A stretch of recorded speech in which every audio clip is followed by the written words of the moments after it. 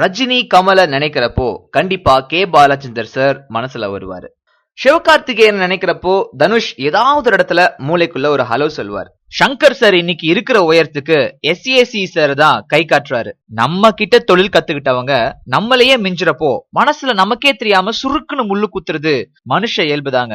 அதுவும் போட்டியும் பொறாமையும் கொழுந்து விட்டு எறிகிற சினிமா உலகத்துல அந்த பிரச்சனை நிறையவே இருக்கு.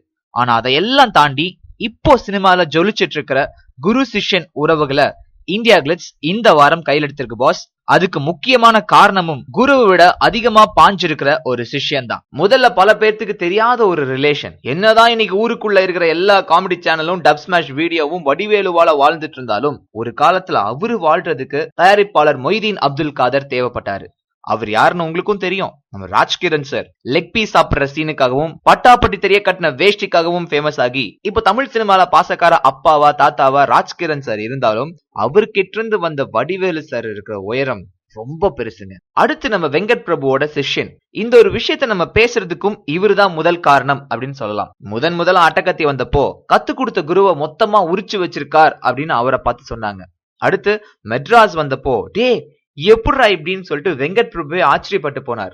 அதே மூணாவது படத்துல அசுர பாய்ச்சலா சூப்பர் ஸ்டார் படத்தையே டைரக்ட் பண்ற வாய்ப்பு பா ரஞ்சித் கிட்ட வந்தப்போ மனசார வெங்கட் பிரபு ட்விட்டர்ல வாழ்த்துக்கள் சொன்னாருங்க. உண்மையிலேயே குருவை மிஞ்சின சிஷ்யன் பா ரஞ்சித்னு சொல்லலாம். அடுத்து நம்ம SJ சூர்யாவும் அவரோட அசிஸ்டன்டும் பஸ் டிக்கெட் பின்னாடி எழுதுற அளவு கதையை வச்சுட்டு செம்ம ரொமான்டிக்கா SJ சூர்யா சார் குஷியை கொடுத்தப்போ இப்போ டாப்ல இருக்கிற அந்த இயக்குனர் அவர்கிட்ட அசிஸ்டன்ட் இயக்குனர். சின்ன வயசுல எழுதின ஜோக்ஸ் பத்திரிகையில வந்துருச்சுன்னு சினிமாவுக்கு கதை எழுத கிளம்பி வந்தவர் தான் அந்த ஒரு இயக்குனர். அதுக்கப்புறம் SJ சூர்யா என்ன பண்ணாரு, நடிகர் அஜித் குமார் கிட்ட அவரை இன்ட்ரோடியூஸ் பண்ணி வைக்க அவருக்கு முதல் படம் தீனா கிடைச்சது. அஜித் குமாருக்கு தலன்ற டைட்டில் கிடைச்சது. தமிழ் சினிமாக்கு AR முருகதாஸ் அப்படின்ற திங்க் டேங்க் கிடைச்சாருங்க. கண்டிப்பா AR முருகதாஸ் குருவை தூக்கி சாப்பிட்ட சிஷ்யன்னு தைரியமா சொல்லலாம்.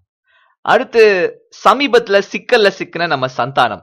லொல்லு சபால இருந்து சினிமாவுக்கு சந்தானம் அப்கிரேட் ஆக காரணம் நம்ம சிம்பு. ஒரு காலத்துல 1500 ரூபாய் பேட்டாக்கு புக் பண்ண காமெடியன் இன்னைக்கு லட்சக்கணக்கில் சம்பளம் கேக்குறாரு அப்படின்னு சொல்லிட்டு இன்னொரு பக்கம் TR குமுறின கதையும் உங்களுக்கு தெரிஞ்சதுதான். சிம்பு சந்தானம் கம்பேர் பண்ற ரேஞ்சில இல்லைனாலும் பிசினஸ் லெவல்ல மக்கள் கிட்ட ரீச் ஆன லெவல்ல சந்தானம் இப்ப லீட்ல இருக்காருங்க. இவ்ளோ சொல்லிட்டு சிவகார்த்திகேயன் தனுஷ டச் பண்ணலன்னா எப்படி? டிவி பேட்டிகள்ல ஆரம்பிச்ச ஒரு நட்பு சொந்த படத்துல ஒரு ரோல் கொடுக்க வச்சது. அதுக்கு அடுத்து தான் தயாரிச்ச படத்துல சிவகார்த்திகேயனை ஹீரோவா போட வச்சது. இன்னும் சொல்ல போனா AR முருகதாஸ் எழுதி தயாரிச்ச மான் கராத்தேல கண்டிப்பா நீங்க சிவாவை எவ்வளவு கலர்ஃபுல்லா காட்ட முடியுமோ அவ்வளோ கலர்ஃபுல்லா காட்டணும் அப்படின்னு தனுஷ் ரிக்வெஸ்டே வச்சார். ஆனா யார் கண்ணு பட்டுச்சுன்னு தெரியல, அவங்க நட்புக்குள்ள சின்ன விரிசல். அவங்க இல்லன்னு தான் இப்ப வரைக்கும் சொல்றாங்க. அது உண்மையா இருந்தா நமக்கும் சந்தோஷம் தான். பட் ஆரம்பிச்சு 10வது படத்துக்குள்ள 20 கோடி ரூபாய் பிசினஸ் வேல்யூ, 6வது படத்துல 8 கோடி சம்பளம்னு கண்டிப்பா சிவாவோட பாய்ச்சல் அசுர பாய்ச்சல் தாங்க. இந்த குருவை மிஞ்சின நட்சத்திரங்கள் இன்னும் நிறைய நட்சத்திரங்கள் உருவாக்கணும். அவங்களோட குருவை மிஞ்சனும். இந்த ஒரு ஹெல்த்தியான செயின் மேலும் மேலும் தொடரணும் அப்படின்றதாங்க இந்தியா கிளிட்ஸோட ஆசை. இது பத்தின உங்க கருத்துக்களை கீழே கமெண்ட்டுங்க. மறக்காம சப்ஸ்கிரைப் பட்டனை அமுக்குங்க.